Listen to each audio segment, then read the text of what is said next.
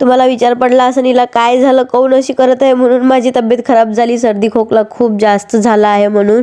रात्री जेवणामध्ये मस्त लग्नातल्यासारखी वांग्याची भाजी केली होती, सलाद आणि मुंगाचे पापड घेतले. खोकल्याने रात्रभर झोपू नाही दिलं म्हणून तयारी केली. सकाळी निघाली दवाखान्यामध्ये जायला. जोपर्यंत दवाखाना पाहत नाही तोपर्यंत तब्येतही बरी लागत नाही. नंबर लागायला वेळ होता म्हणून मग पार्लरमध्ये गेली थ्रेडिंग करायसाठी.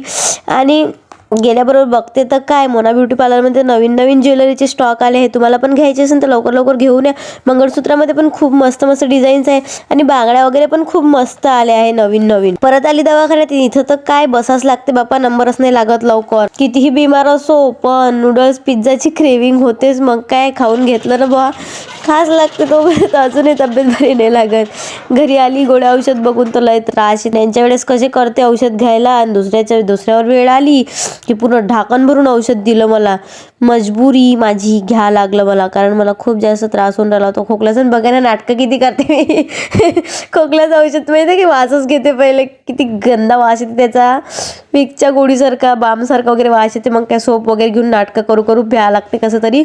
सो असा होता माझा आजचा दिवस. भेटूया नेक्स्ट ब्लॉगमध्ये. Bye bye. व्हिडिओ आवडला असेल लाईक कमेंट शेअर फॉलो करायला विसरू नका. बाय.